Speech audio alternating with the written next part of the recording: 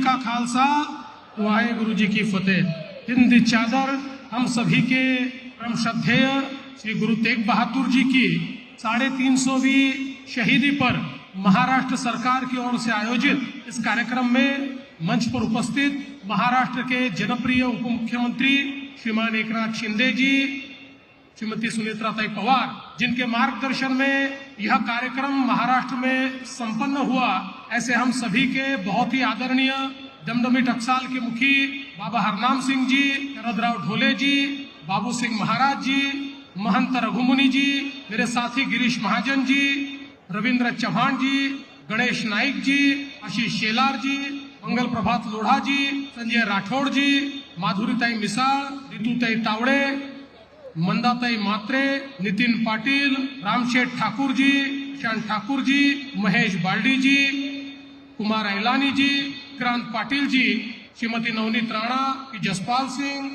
Shri happy Singh, Shri Jayam Mhatre, Shri Avinash कोड़ी, और इस कार्यक्रम को आयोजित करने में जिन्होंने बहुत ही मेहनत की, ऐसे हमारे रामेश्वर नाइक जी, मंचासीन सभी महानुभाव, इस संगत में पधारे हुए सभी नानक नाम लेवा ऐसी संगत के बहनों और भाइयों, आज का यह कार्यक्रम हम सभी के लिए बहुत ही महत्वपूर्ण भी है और श्रद्धा का भी विषय है। जिस समय महाराष्ट्र में हमारी सरकार ने तय किया कि हिंद की चादर हमारे 9वें गुरु तेग बहादुर साहिब जी, जिन्होंने इस भारत के सनातन को बचाने के लिए, हिंदुओं को बचाने के लिए, धर्म और संस्कृति को बचाने के लिए अपना शीश काटकर बलिदान दे दिया, उनकी शहीदी पर पूरे महाराष्ट्र में शहीदी समागम हो, महाराष्ट्र के हर बच्चे को, हर जवान को, हर माता बहन को, हर नागरिक को ये पता चले कि आज हम लोग शान से जीते हैं, आज हम अपनी आस्था का पालन करते हैं, आज हम हमारे मंदिर और गुरुद्वारे में जाते हैं, तो ये हम इसलिए कर पा रहे हैं कि कहीं न कहीं 1675 में हमारे गुरुजी ने हमें बचाने के लिए शहादत दी, और उस शहादत के कारण आज हम अपनी आस्था को बचा पाए हैं। और उसी के चलते जब इस कार्यक्रम को हमने तय किया तो एक बड़ा फैसला हुआ, और वो फैसला ये था कि हमारे गुरुजी को केवल हम लोग हमारे सिख पंथ तक उनको मर्यादित नहीं रख सकते, क्योंकि उनका कार्य तो पूरे देश के लिए था। इसलिए ये तय हुआ कि जितनी नानक नाम लेवा संगत है, वो सारी संगत और साथ में सनातन को मानने वाले सब एकत्रित रूप से ये शहीदी समागम मनाएंगे, और हमारे गुरुजी के आगे और हमारे गुरु ग्रंथ साहिब जी के आगे सब लोग शीश नमाएंगे। और उसी के चलते पहला कार्यक्रम नागपुर में हुआ, दूसरा नांदेड़ में हुआ, और आज इस नवी मुंबई में ये तीसरा कार्यक्रम हो रहा है। और मुझे बहुत खुशी है कि इस कार्यक्रम में हमारा सिख समाज, सिकलीकर समाज, बंजारा, लभाड़ा, मोहियाल, वाल्मीकि, सिंधी, सारे के सारे हमारे नानक नाम लेवा समाज, भगत नामदेव को मानने वाले उदासी, ऐसे 8 बड़े समाज एकत्रित आए और सबने मिलकर संगत में शिरकत की। और मुझे इस बात की भी खुशी है कि नागपुर का कार्यक्रम बहुत बड़ा हुआ। हमको लगा इतना बड़ा कार्यक्रम हुआ, लेकिन उसका भी रिकॉर्ड नांदेड़ के कार्यक्रम ने तोड़ा, जहां पर हमारे दशम गुरु गोविंद सिंह जी साहिब को हम लोगों ने नमन किया, उनके चरणों में शीश नमाया। उस कार्यक्रम में नागपुर से भी ज्यादा लोग आए, और नवी मुंबई में तो इन दोनों कार्यक्रमों के रिकॉर्ड टूटे, और पूरे देश से नहीं, विश्व के कोने कोने से लोग इस कार्यक्रम में शिरकत करने के लिए आए। मैं ऐसा मानता हूं, हिंद की चादर हमारे गुरुजी गुरु तेग बहादुर साहिब जी की, उनका यह आशीर्वाद है कि सारे के सारे लोग संगत में पहुंचे और लंगर साहिब में प्रसाद भी सब ले रहे हैं। हम जानते हैं कि इस समय जुल्मी औरंगजेब ने भारत के अंदर हिंदुओं को प्रताड़ित करना शुरू किया, उनका धर्म परिवर्तन करना शुरू किया, उनके ऊपर अलग अलग प्रकार के टैक्स लगाए, उनको एक ही शर्त लगी, या तो धर्म छोड़कर मुसलमान बन जाओ या फिर मेरे अत्याचारों के लिए तैयार रहो। ऐसे समय हमारे कश्मीर के पंडितों को ये लगा कि अब हमारे विचार को, हमारे धर्म को, हमारी संस्कृति को अगर बचाना है तो देश में एक व्यक्ति है जो हमें संरक्षण दे सकते हैं, और उनको याद आई गुरु तेग बहादुर साहिब जी की, जिनके पास ये सारे के सारे लोग पहुंचे और उन्होंने गुरुजी को कहा, हमको बचाइए, हमारे धर्म को बचाइए, हमारी आस्था को बचाइए। और गुरुजी ने उसी समय उनको आश्वस्त किया, आप चिंता मत करिए, हम आपको बचाएंगे। और उनको बचाने के लिए गुरुजी ने दिल्ली की ओर कूच की। हम सब लोग उस इतिहास को जानते हैं। गुरुजी को औरंगजेब ने जिस समय पकड़ा, जिस प्रकार के अत्याचार हुए, भाई मतीदास, भाई सतीदास, भाई दयाला जी, इनके साथ जिस प्रकार के अत्याचार हमने देखे, किसी को काट दिया गया, किसी को जला दिया गया, किसी को उबलते हुए पानी में डाल दिया गया। लेकिन गुरुजी के सहयोगी भी ऐसे थे जिन्होंने हार नहीं मानी, जिन्होंने कहा जिस गुरु के लिए हम लोग यहाँ पर आए हैं उन गुरु की आज्ञा का पालन करेंगे, नहीं तो अपनी जान हम दे देंगे। और गुरुजी के सामने ऐसे कई लोगों को मार दिया, लेकिन उन्होंने अपना धर्म बदलने से इनकार कर दिया।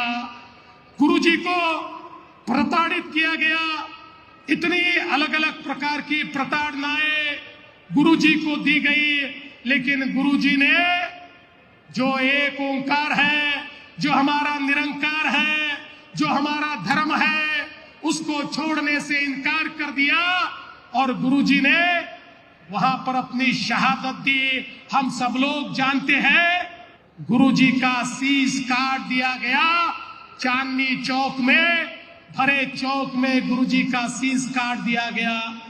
आज जहां हमारा गुरुद्वारा है शीशगंज, वहां पर गुरुजी का शीश काट दिया गया।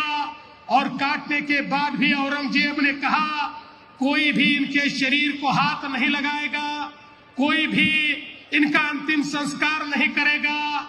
लेकिन गुरुजी के इतने भगत थे कि उनमें से हम लोग जानते हैं लकीशा बंजारा जी ने उस समय गुरुजी के उस शरीर को अपने घर में ले जाकर, और जानते थे औरंगजेब अंतिम संस्कार नहीं करने देगा, तो अपने पूरे घर को आग लगा दी और वहां उनका अंतिम संस्कार किया। इस प्रकार से हमारे गुरुजी ने हमारे लिए शहादत दी। ये तो गुरुजी की शहादत थी जिसने इस पूरे देश में एक ऐसे ज्वार को खड़ा किया कि औरंगजेब कभी सफल नहीं हो पाया। और बाद में उसी औरंगजेब को हम जानते हैं कैसे छत्रपति शिवाजी महाराज ने और बाद में संभाजी महाराज ने उसके साथ मुकाबला किया, और इसी महाराष्ट्र की धरती में उसी औरंगजेब की कब्र खुदी, लेकिन हमारे धर्म को वो समाप्त नहीं कर पाया। इसलिए ये कोई मामूली शहादत नहीं है।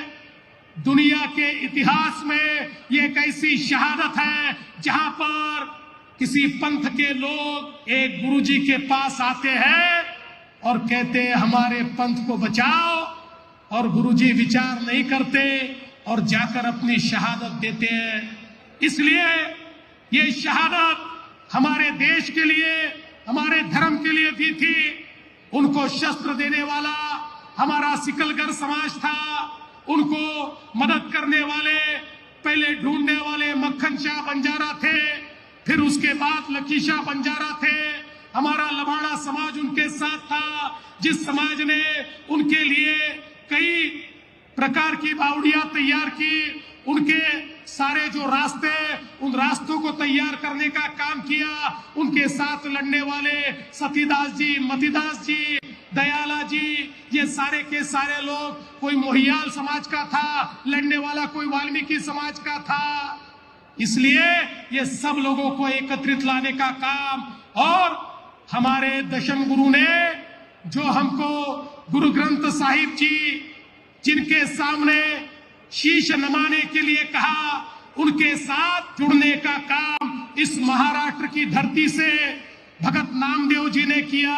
भगत नामदेव जी महाराष्ट्र की धरती से निकले, पंजाब के घुमान तक गए, घुमान में जाकर वहां पर वो बसे, और उनके शब्द भी हमारे गुरु ग्रंथ साहिब में हमको देखने को मिलते हैं। और वही गुरु गोविंद सिंह जी ये महाराष्ट्र की धरती पर आए और अंतिम सांस उन्होंने नांदेड़ साहिब ने ली।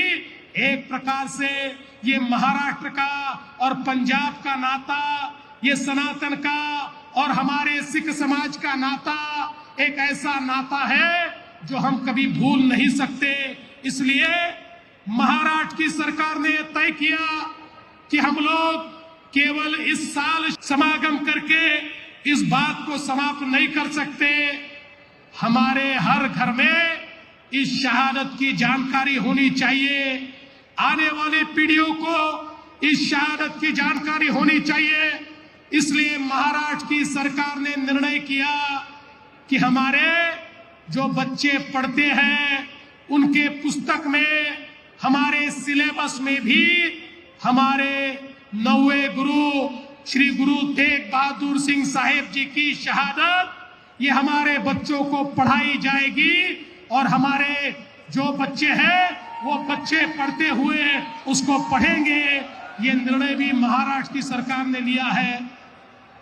हम ये भी मानते हैं कि ये जो कार्यक्रम आज हम लोग यहाँ पर ले रहे हैं, इसके चलते उनकी याद हमेशा हमको आती रहे। इसीलिए इस नई मुंबई के परिसर में हम लोग एक अस्पताल बनाएंगे, और उस अस्पताल का नाम हमारे 9वें गुरु गुरु तेग बहादुर साहिब जी के नाम से होगा। वो अस्पताल उनकी शहादत की याद ये हमेशा हमको देता रहेगा। दोस्तों, हम सब लोग जानते हैं उनका ये जो उनकी शहादत थी, ये शहादत शायद हम तक नहीं पहुंच पाती, लेकिन वो तो हमारे दशम गुरु गुरु गोविंद सिंह जी को हम धन्यवाद देंगे, जिन्होंने बचित्तर नाटक के माध्यम से वो सारा वाकयात हमारे सामने लाया। नहीं तो अलग अलग प्रकार से इस देश के अंदर इतिहास को तोड़ मरोड़ कर जिस प्रकार से हमारे सामने लाया गया, हमारे देश के जो असली नायक थे उन नायकों को कभी हम तक पहुंचने नहीं दिया गया। लेकिन अब समय आ गया है कि देश का बच्चा बच्चा हमारे गुरुओं के बारे में जाने, देश का बच्चा बच्चा उनकी शहादत के बारे में जाने। अरे गुरु गोविंद सिंह जी का परिवार एक ऐसा परिवार जिसने 3 पीढ़ियां शहादत देने वाली हमको दिखाई पड़ती है, जहां एक और तेग बहादुर जी, गुरु गोविंद सिंह जी, उनके चारों बेटे ये शहादत देते हुए हमको दिखाई पड़ते हैं। ऐसा दुनिया के इतिहास में हमको कहाँ दिखाई देता है। इसलिए मैं ऐसा मानता हूं, ये कार्यक्रम ये कोई सिख समाज का नहीं है, ये कोई केवल सिख संगत नहीं है। ये संगत जो है, ये संगत हमारे भारत में जितने नानक नाम लेवा है और जिन जिन लोगों को उनका धर्म पालन करने का अधिकार गुरु तेग बहादुर जी साहिब ने दिया, उन सबकी संगत यहाँ पर एकत्रित आई है। मैं फिर एक बार विशेष धन्यवाद देना चाहूंगा बाबा हरनाम सिंह जी का। बाबा जी ने इस सारे कार्यक्रम में जिस प्रकार से हमको मार्गदर्शन किया, आज ये कार्यक्रम महाराष्ट्र का नहीं रहा, दुनिया के सारे देशों में इस कार्यक्रम को दिखाया जा रहा है, दुनिया के लोग इस संगत में शिरकत कर रहे हैं। इसलिए बाबा जी मैं आपका बहुत बहुत आभार व्यक्त करता हूं। आपने जिस प्रकार से इस कार्यक्रम को किया और विशेष रूप से हमारे कई संत यहाँ पर आए हैं शबद कीर्तन को सुनाने के लिए, हमारे ग्रंथी यहाँ पर आए हैं, उन सबका मैं आभार व्यक्त करना चाहता हूँ। उनके माध्यम से हमको जो गुरु का ज्ञान है वो प्राप्त होता है। और पिछले कार्यक्रम में हमारे पंज प्यारे भी यहाँ पर आकर गए, उनका भी मैं बहुत आभार व्यक्त करता हूँ। और ये कार्यक्रम आयोजित करने के लिए हमारी ये जो सारी टीम है, हमारे रामेश्वर जी, हमारे धर्म जागरण के लोग, हमारे जसपाल भाई, हैप्पी भाई, इन सभी को मैं बहुत बहुत धन्यवाद देता हूं। आपने इस कार्यक्रम में मुझे भी यहाँ बोलने का मौका दिया, इसलिए आपका आभार व्यक्त करते हुए अपने शब्दों को विराम देता हूं। जो बोले सो निहाल,